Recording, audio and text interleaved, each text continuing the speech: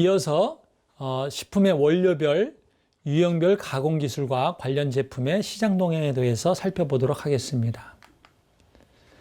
자, 우리가 두유 9.5에 있어요. 이것은 뭐냐면 9번이 음료류에 있습니다. 그 음료류 안에 종이죠. 두유 종이 있고요. 안에 세부 유형이 두 가지가 있습니다. 원액 두유와 가공 두유가 있습니다. 여러분이 두유를 많이 섭취를 하고 계신데 한번 뒷면을 보면서 이게 무슨 두유인가 한번 보시기 바랍니다. 자, 우리가 우유도 마찬가지예요. 그냥 우유가 있고요. 가공 우유가 있습니다. 바나나 우유 같은 거죠. 커피 우유 같은 것들이 있는 것처럼 이 두유도 원액 두유가 있고 가공 두유가 있습니다. 근데 이 원액 두유와 가공 두유를 분류하는 기준은 이렇게 법에서 정하고 있어요. 두유로부터 추출한 유액, 즉 두류 고용분 7% 이상 또는 이를 분말한 거.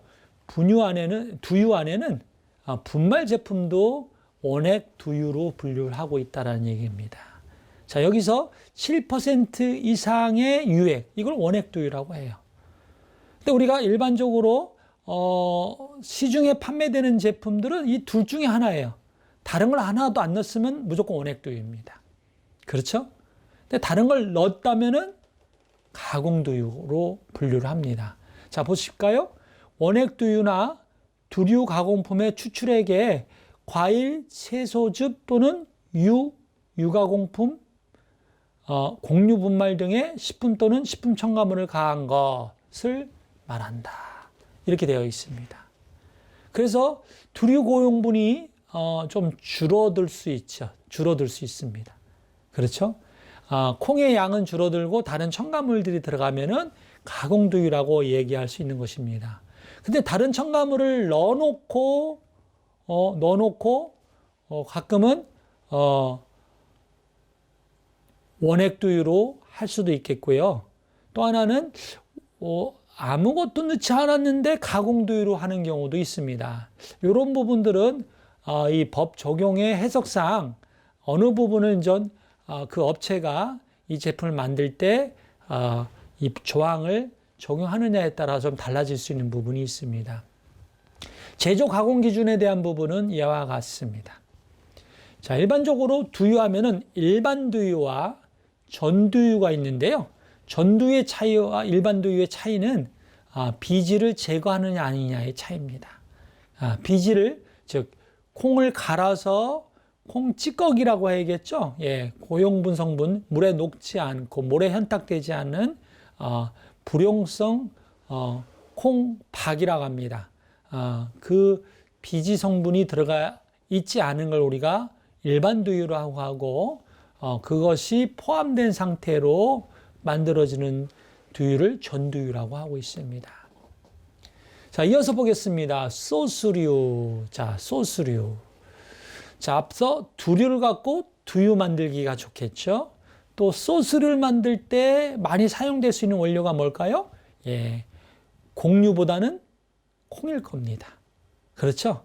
우리가 간장 같은 거 조미료의 성격을 갖고 있는 게 소스이다 보니까 단백질 성분인 두류에 있는, 콩류에 있는 단백질이 분해돼서 아미노산이 나오는데 그 아미노산 중에 감칠맛 성분이 바로 소스의 핵심 성분이 되는 것이죠. 자, 소스류 하면은 어떻게 정의하고 있는가 보겠습니다. 동식물성 원료에 향신료, 장류, 당류, 식염, 식초, 식용유주 등을 가하여 가공한 것으로. 자, 목적이 뭘까요? 풍미 증진의 목적으로 사용되는 것을 소스라고 합니다. 자, 그럼 풍미 증진의 목적으로 사용되는 거는 소스 말고도 뭐 있죠? 간장이 있어요. 그래서 그런 것들은 빼고, 그래서 이런 말이 있는 거죠. 따로 기준 및 규격이 정해진 거, 간장 같은 거죠. 된장도 그런 거죠. 풍미 증진을 위해서 넣어줍니다. 그런 것들은 별도로 하고 나머지 부분을 소스로 한다라는 뜻으로 보면 되겠습니다. 자, 우리가 조미료라는 말은 혹시 여러분들이 너무 많이 쓰니까 식품공전의 목차에서 조미료를 뒤져보려고 할지 몰라요. 조미료라는 공전의 유형은 없습니다. 그렇죠? 우리 시중에 판매되는 제품 중에 이렇게 액상 조미료들이 있어요. 당연히 그러면 조미료라고 분류가 될 거라고 생각이 드는데 아예 조미료라는 분류는 없어요. 복합 조미료는 있습니다. 예, 감칠맛 나게 하고 여러 쇠고기나 버섯 같은 거랑 MSG나 효모 추출물 같은 게 섞여서 나오는 그런 제품들이죠. 우리나라에는 이제 만나나 다시다 같은 제품들입니다. 그런 거에는 조미료란 말이 붙어 있는데 그것도 그냥 단순하게 조미료라고 하진 않습니다. 복합 조미료라고 해요. 예, 그래서 이 제품도 소비자들은 액상 조미료라고 생각하면서 구매를 하지만 분류는 소스에 있다라는 겁니다. 자, 이 유형을 보겠습니다. 여기에 1번 복합 조미식품이 있네요. 바로 이겁니다. 아까 설명드렸던 만나 다시다 같은 걸 얘기하는 겁니다. 두 번째가 마요네즈가 소스류 안에 있습니다. 토마토 케첩이 소스 안에 있는 거고요. 그냥 소스가 있어요. 그러니까 소스류라는 큰 그룹, 중간 사이즈의 분류 안에 이와 같이 4개의 유형이 있고 그 중에 하나가 소스인 겁니다. 그 규격은 이와 같습니다. 자, 우리 소스류의 시장 동향을 한번 보겠습니다. 자, 과거에 오래전에 소스 하면은 늘 케첩이나 마요네즈 정도를 생각했습니다. 2000년대 후반부터 소스가 다양화하기 시작했어요. 파스타 소스도 나오기 시작했고요. 그 사이에는 소스 시장에 뭐 여러 가지 요리용 소스들, 타타르 소스, 그 다음에 굴 소스 이런 것들이 나왔고요. 또 2010년대쯤 되면은 요리 소스의 전성 시대를 겪었습니다. 어떤 거죠? 우리가 집에서 요리를 다양한 유형의 요리를 하고자 할 때 그 맛에 결정적인 영향을 미치는 게 소스 양념이겠죠. 그래서 그 부분들이 소비자들이 아주 요리 전문가라면은 모든 소스 양념들을 스스로 원료 식재료를 갖고 만들어내겠지만 그것이 용이하지 않은 어려워하는 사람을 위해서 이와 같이 소스류들이 요리용 소스류들이 많이 나오는 그런 시대를 겪었습니다. 현재는 그 소스가 매우 프리미엄 개념으로 바뀌고 있다. 그래서 좀 이색적인 소스도 나오고요. 또 고급 요리에 들어갈 수 있는 소스들이 나오고 있습니다. 그래서 국방 열풍이라든가 또 요즘에 간편식으로 집에서 간단하게 이렇게 해먹는 그런 문화들이 생기면서 소스 시장이 어떤 증가하는 추세에 있습니다. 자, 이제는 과일류에 대해서 한번 살펴보겠습니다. 과일류 하면은 우리 여러 가지 분류 체계가 있고요. 이 분류 체계 안에서 우리가 흔히 만들어지는 그 제품들을 보면은 대표적으로 과일하면 과일잼을 생각할 수 있겠죠. 그 다음에 음료류 생각합니다. 자, 음료류 중에서도 9.3에 있는 과일 채소류 음료가 제일 많을 거라고 생각이 들어요. 그리고 탄산음료에 과일이 좀 들어갈 수 있죠. 그 다음에 앞서 콩 갖고 만드는 두유에 과채 두유를 만든다면 과일이 꼭 들어갈 겁니다. 발효음료류, 홍삼, 임상 음료류에도 일부 과일이 들어갈 수 있겠죠. 그 다음에 과일 갖고 만들 수 있는 것 중에 하나가 식초일 겁니다. 그리고 과실주가 되겠죠. 그 외에는 과일 갖고 말랭이를 만들거나 분말류를 만들면 우리가 과채 가공품이라고 합니다. 자, 보겠습니다. 잼류. 자, 잼류의 제조 가공 기준을 보면요.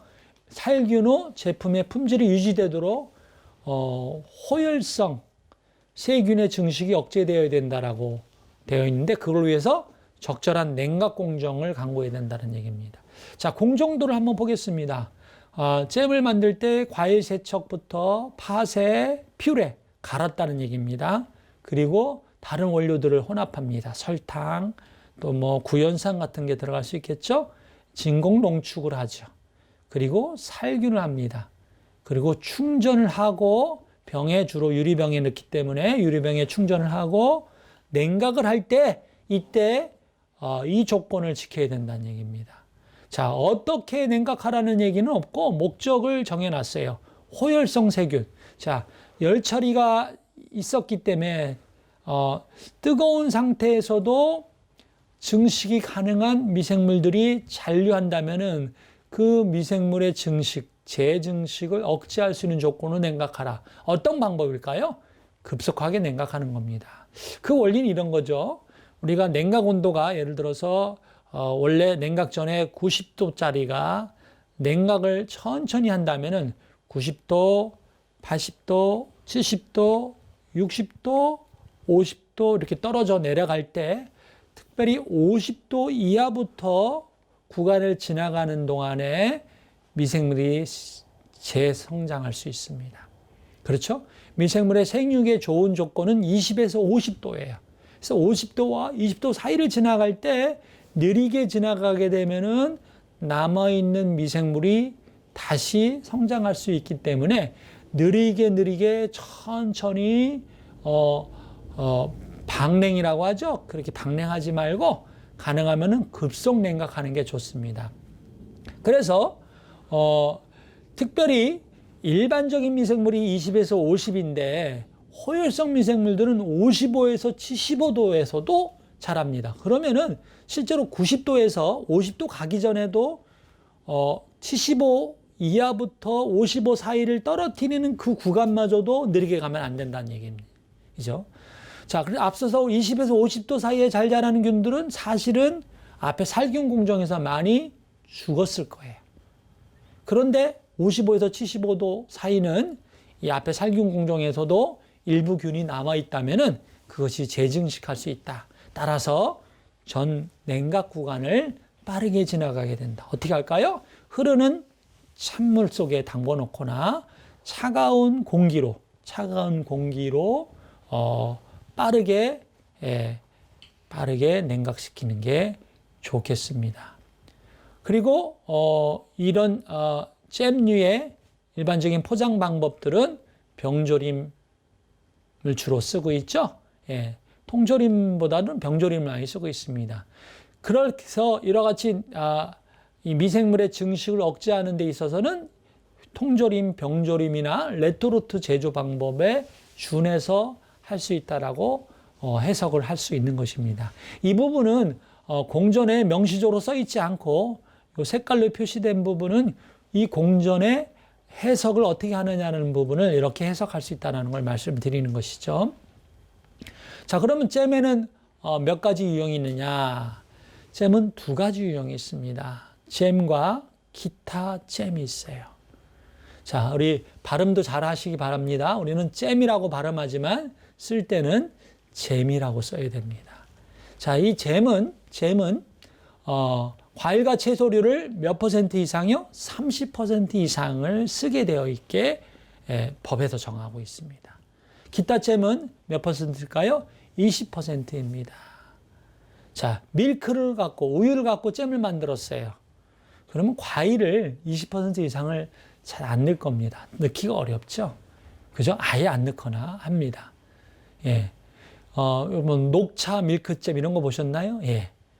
그래서 과일의 함량 기준으로 뭘 정하기는 어려워요. 예. 그런 생물 기준으로 20% 이상씩 넣지도 않습니다. 기타잼이 되는 것이죠. 그래서 이 말은 우리나라에서 판매되는 잼, 합법적으로 유통되는 잼은 최소한 생물이 20% 이상이 된다라는 걸 얘기하는 거고요. 통상은 기타 잼보다는 잼류가 많기 때문에 일반 잼이 많기 때문에 30% 이상의 제품이라고 보시면 됩니다. 실제로 판매되는 제품은 한 50%, 60%짜리가 제일 많습니다. 그렇죠? 예. 그렇기 때문에 이 법에서 정한 이 20이나 30이라는 조건은 사실은 이렇게 어려운 조건이 아니라 그냥 최소한의 조건이라고 생각하시면 되겠습니다. 예, 규격은 이와 같고요. 일반 잼에서는 타르색소가 검출되어서는 아니 됩니다. 자, 잼류의 가공 공정을 좀 더 이해를 해보겠습니다. 우리 앞에서 공정 흐름이 있었죠? 그 중에 가장 중요한 게 배합 공정이에요. 그죠? 배합, 농축, 살균, 냉각이지 않습니까? 그렇죠? 예, 이럴 때 이 배합의 개념은 잼 가공의 원리를 이해해야 되는데요. 잼 가공에 있어서 필요한 필수적인 3요소가 있습니다. 뭐가 있냐면은 펙틴과 당과 산이라는 거죠.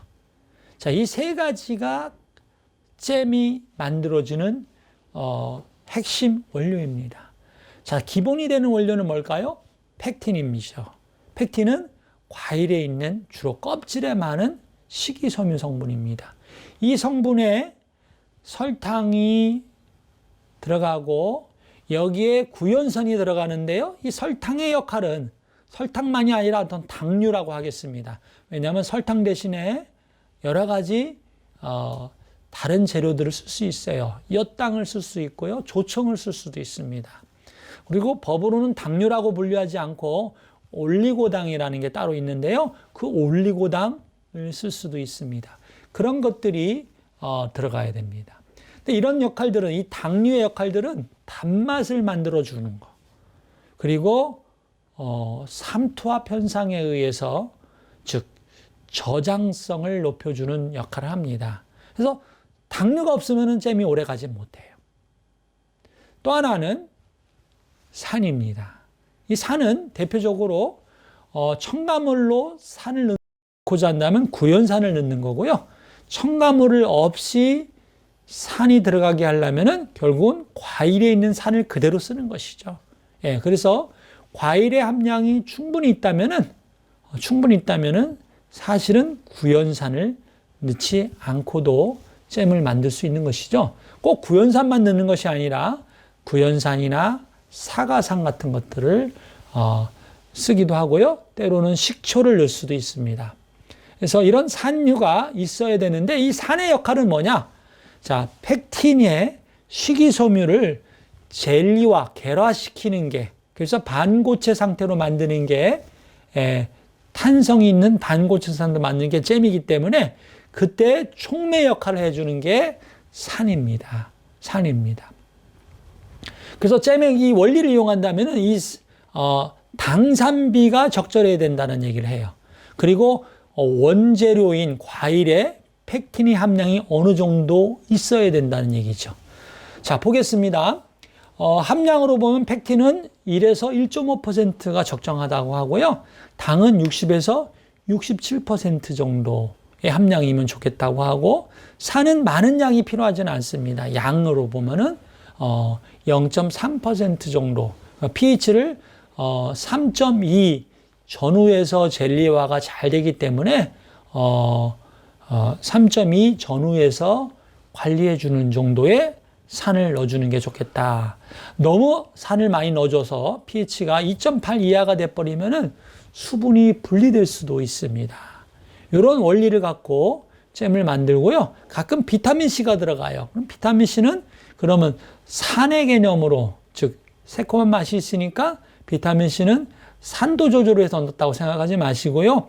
이 비타민C는 주로 갈변을 억제하기 위해서, 사과잼이라든가 어떤 과일의 잼들의 품질 변화 중에 하나가 시간이 지나면서 산화작용에 의한 갈변 현상이 있을 수 있습니다. 그걸 억제하기 위해서 비타민C를 넣어줍니다. 자, 어떤 제품의 함량을 보겠습니다. 그러면 잼의 가공의 원리가 보여집니다. 자, 딸기가 들어갔고요. 설탕이 들어갔습니다. 그리고 산이 들어간 거죠. 그러면은 딸기를 많이 넣으면은 이 사과산, 구연산, 삼나트륨 같은 것들을 뺄 수가 있겠죠. 그리고 딸기가 많이 들어가면은 펙틴을 줄일 수가 있겠죠. 결과적으로 이런 것들을, 여러 재료들을, 첨가물들을 많이 넣은 이유들은 어떤 뜻일까요? 이 딸기의 함량을 줄여주기 위한 의도가 있는 겁니다. 그래서 많이 판매되는, 저가에 판매되는 제품일수록 원재료 함량은 줄이고 이런 첨가물의 양이 늘어나는 것이죠.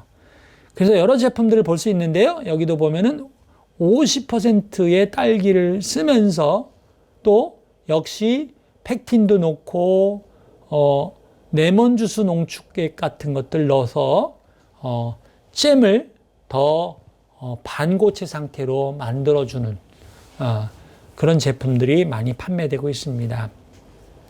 이 제품 제가 또 오래전에 개발했던 제품인데요. 이 제품의 특성을 한번 볼까요? 사과가 72%. 예, 함량이 좀 높아졌죠? 왜 그랬을까요?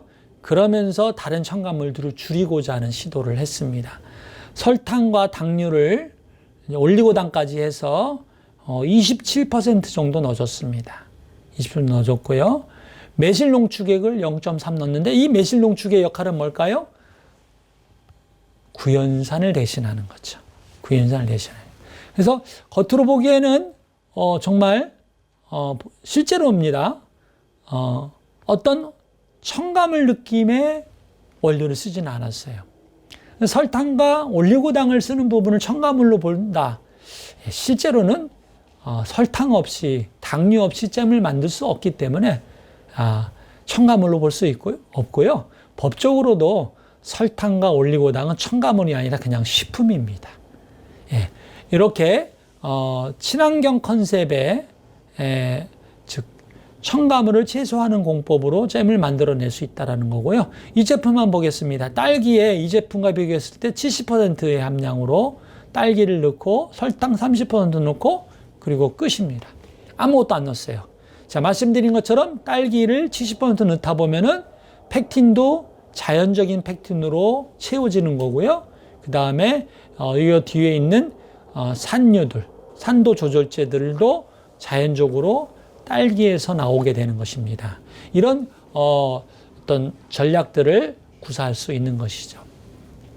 잼 가공 공정에 대해서 살펴보겠습니다. 앞서 말씀드린 것처럼 세척, 절단 분쇄, 그리고 이 분쇄가 파쇄의 개념이니까 퓨레까지 만들었다고 생각해야 돼요.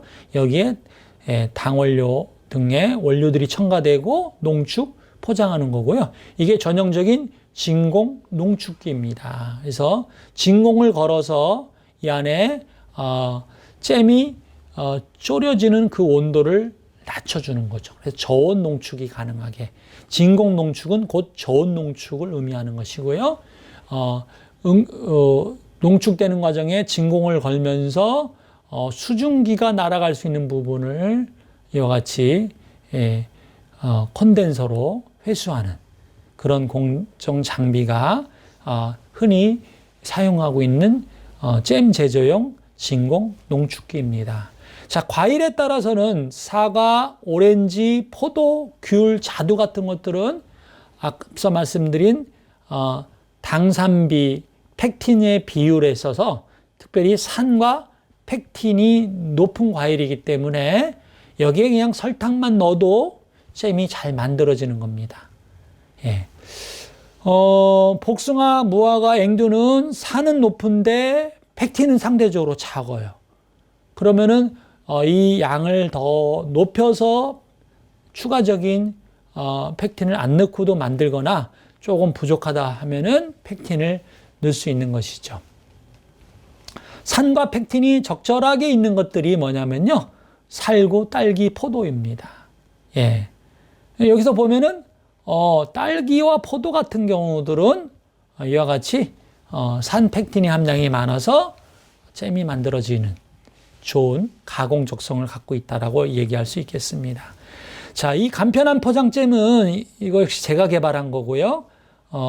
잼을 우리나라 최초로 일반적인 병 포장이 아니라 스파우트 파우치 형태로 해서 짬머능 형태의 잼으로 개발했던 사례입니다.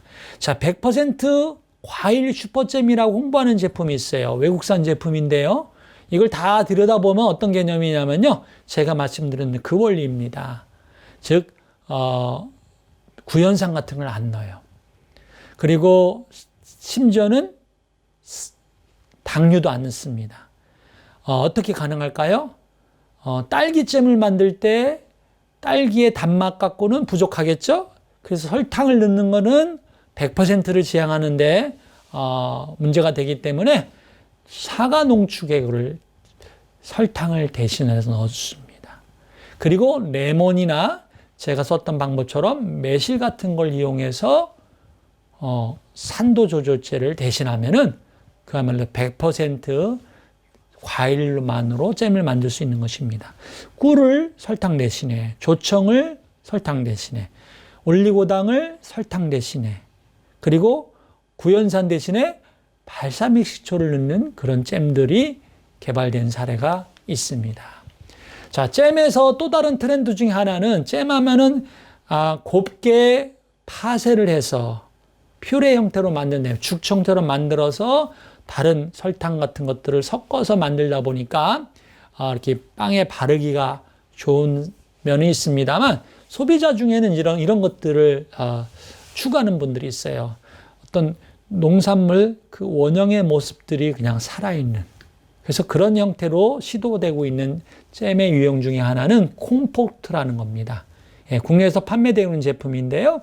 보시는 것처럼 이것이 과일 알갱이가 그대로 몽골몽골 살아있는 그 느낌, 이런 것들을 기대하고 있다라는 걸 한번 트렌드로 보여드리고 있습니다. 자, 여기서도 마찬가지죠. 이렇게 파인애플을 다 갈아버리는 게 아니라 키위나 파인애플을 너무 입자를 가늘게 하지 않고 이렇게 거칠게 해서 그 식감을, 조직감을 느끼게 하는 그런 컨셉들을 한번 생각해 볼 수도 있겠습니다. 자, 음료류로 가보겠습니다. 음료류는 우리가 다 소비하는 제품 중에 하나이죠. 자, 과일 하면은 잼 아니면 음료, 이렇게 생각할 정도이죠. 음료류에는 8가지의 종이 있고 이와 같이 많은 유형을 갖고 있습니다. 한번 눈으로 한번 보시면요. 우리 다류 하면은 침출차, 액상차, 고형차가 있고요. 커피가 이 안에 들어가 있네요. 그 다음에 주스가 9.4만에 있고, 그 다음에 콜라, 사이다 같은 탄산음료가 역시 음료에 있고, 두유, 그 다음에 유산균 음료, 효모 음료, 이런 것들이 있고, 홍삼, 인삼, 드링크제 같은 거 있습니다. 그 다음에 혼합음료, 음료 베이스. 혼합음료 같은 거 여러분 소비자 제품 중에는 2% 이런 제품입니다. 그리고 비타 500 같은 제품들이 이에 해당되는 제품이라고 할 수 있겠습니다. 자, 우리는 이런 분류 체계보다도 이걸 어떻게 만드냐를 이 시간에는 포인트를 두고 제가 설명을 드리겠습니다. 자, 음료는 크게 두 중에 하나예요. 더 넓게는 3개 중에 하나라고 볼 수 있겠습니다. 이 3개 중에 하나, 마지막 3번째 걸 먼저 말씀드릴까요? 단순 혼합 음료입니다. 액상 원료들 섞어서 만드는 거니까 매우 간편하게 만들 수 있는 거죠. 드링크제를 만들 때 그렇게 쓰고 있습니다. 그래서 복잡하지 않기 때문에 제가 굳이 설명을 안 드려도 되고, 만드는 과정에 있어서 좀 더 기술적으로 접근해야 할 부분이 있다면은 이 두 가지, 추출 공정이냐 착즙 공정이냐라고 하는 거고요.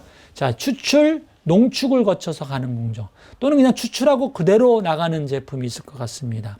그래서 먼저 추출 베이스의 공정을 따로 보고, 두 번째는 뭘까요? 착즙 공정이 있습니다. 자, 추출은 물이나 어떤 용매를 이용해서, 주로 물을 쓰겠죠. 식용이니까 물을 이용해서 우려내는 거죠. 우려내는 겁니다. 착즙은 물을 타지 않고 농산물이 갖고 있는 그 천연의 그 수분을 쥐어 짜는 거죠. 스퀴즈 한다고 하죠. 스퀴즈. 예. 그래서 추출은 용매를 이용하죠. 액체 상태니까 주로 물을 이용할 겁니다. 예를 들어서 우리가 집에서 이와 같은 티백 제품을 갖고 물을 타서 먹는다. 그 자체가 추출 과정이에요. 추출 과정이에요.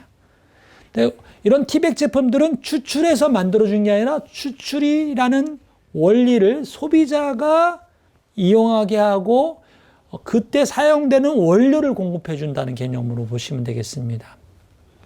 양파즙 같은 거 보겠습니다. 양파즙에는 물이 많지가 않아요. 그렇죠? 그럴 때는 어떻게 할까요? 물을 넣어서 추출하는 것이죠. 예, 추출하는 겁니다. 예, 이게 바로 추출에 의한 가공 방법이고요. 추출은 물로 주로 하지만 때로는 초임계 추출이라 해서 이산화탄소를 이용해서 추출하는 경우도 있습니다. 일반적으로 과일류들은 대개 물을 이용해서, 열수를 이용해서 추출하고요. 추출률을 높이기 위해서 추출 장치 안에 초음파를 쏴줘서 초음파 추출을 하는 경우도 있습니다. 그리고 필요한 경우는 주정을 넣을 수가 있어요. 주정도 용매이고 식용이 가능한 용매이죠. 다만 주정을 이용해서 추출했다면은 마지막에 알코올 성분이 날아가야겠죠. 날리지 않으면 뭐가 되죠? 술이 돼 버리기 때문에 우리 주세법에 관리를 받는 그런 제품으로 바뀌어 버립니다. 그래서 일반 식품에서는 알코올이 없도록 날려주는 것. 그 대표적인 제품이 인삼 제품입니다.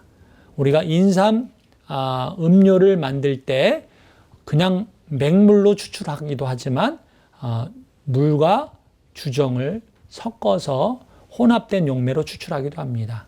이렇게 추출된 것을 농축하는 거.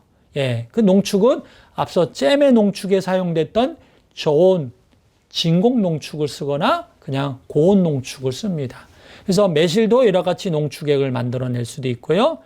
블루베리를 착즙만 하는 것이 아니라 농축액으로 해서 만들어내거나 그 농축액을 다시 희석해서 음료를 만들 수 있는 것이죠.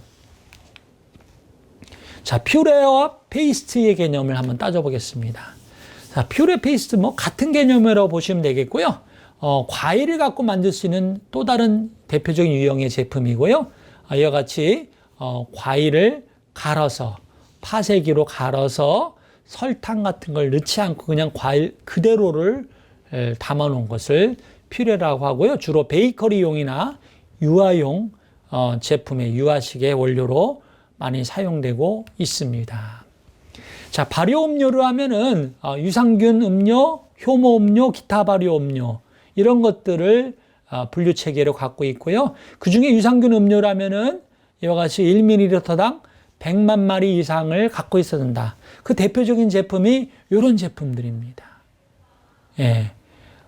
시중에 판매된 제품의 이름으로 보면 쿨피스 같은 거. 예, 이런 것들이 유산균 음료라고 할 수 있겠습니다. 요구르트를 유산균 음료로 하잖아요. 그건 우리가 발효유라고 부르죠. 예, 여기 이 제품도 식물성 유산균, 그래서 유산균 음료로 법으로 허가를 받아서 판매하고 있는 제품입니다. 자, 음료 시장에 여러 트렌드들이 있었어요. 과거에 농축환원 주스가 시장의 대부분을 차지하다가 점점 갈수록 착즙 주스가 늘어나고 있고요. 그 다음에 탄산음료, 탄산수를 포함한 그런 트렌드들이 생겼습니다. 그리고 다른 원료들 중에 어떤 식감을 차별화한 음료, 그래서 알갱이가 들어간, 과일 알갱이가 들어간 것들, 또 다른 원료랑 결합되는 것들, 탄산음료에 녹차가 들어간다든가, 예, 포장이 좀 더 스타일리시하게 또 미니 사이즈로 줄여주는 그런 트렌드를 보여주고 있습니다. 이어서 채소류에 관해서 다져보겠습니다. 채소류는 앞서 우리가 다뤘던 소스류나 김치류, 절임식품류, 그 다음에 과채가공품을 만들 수 있겠고요. 무엇보다도 우리 채소를 갖고 여러 제품의 원료로서 즉석 섭취 편의식품, 요즘 밀키트에도 많이 사용될 수 있는 그런 원료라고 할 수 있겠죠. 예, 절임류 보겠습니다. 우리 공전에 절임류는 크게 절임식품과 당절임이 있습니다. 김치는 별도예요. 예, 절임식품은 식염, 장류, 식초를 이용해서 절인 것들. 당절임은 설탕에 절인 것들입니다. 이런 제품들이죠. 자, 보실까요? 식초절임, 예, 쌈무 같은 거, 식염절임, 예, 절임 배추 같은 것들이겠죠. 예, 근데 절임 배추는 또 별도로 농산물로 분류를 합니다. 장류절임, 당절임 이런 게 있습니다. 자, 절임식품의 동향은 당연히 무염, 또 저염, 그 다음에 소포장, 간편성, 또 캠핑푸드의 개념, 예. 또 집에서 만들어 먹게 하는 그런 키트 형태의 절임식품들, 또 이국적인 것들, 피클, 이런 것들이죠. 예, 이런 것들이 트렌드를 갖고 있습니다. 즉석 섭취 및 편의식품류 한번 보겠습니다. 자, 이거는 간편식의 트렌드와 밀접한 관련을 갖고 있습니다. 그래서 신선 편의식품, 즉석 섭취식품, 즉석 조리식품, 그다음에 간편 조리 세트 네 가지의 세부 유형을 갖고 있습니다. 자, 즉석 섭취 편의식품 유 안에 네 가지가 있고요. 첫 번째 신선 편의는 그냥 단순 세척한 겁니다. 그렇죠? 샐러드, 세척 채소, 조각과일 이런 것들입니다. 두 번째는 즉석 섭취 식품인데요. 그냥 바로 먹는 것들입니다. 햄버거, 도시락, 김밥 같은 걸 얘기하고요. 즉석 조리식품은 한 번은 데워 먹는 정도의 제품을 얘기합니다. 국, 탕, 스프, 순대 이런 것들 요즘 간편식으로 많이 나오고 있죠.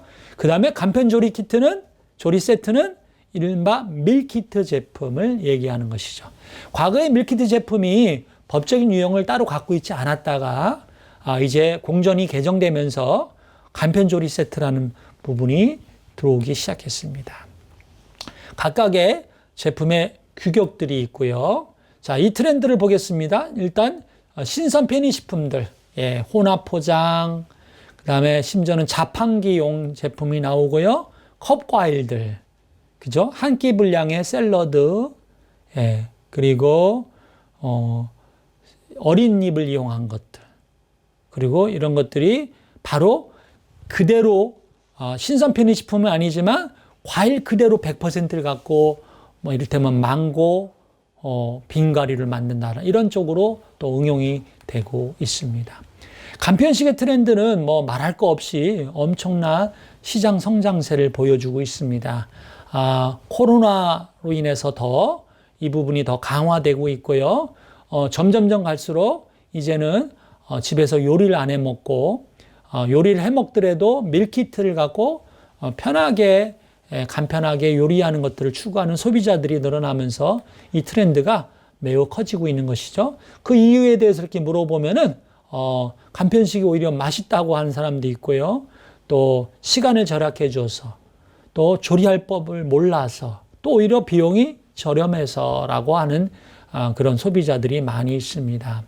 자, 이런 것들이 앞서 간편식 중에 네 가지 중에 하나, 즉석 조리식품류들입니다. 그렇죠? 즉석 조리식품류들입니다. 자, 이게 밀키트류들입니다.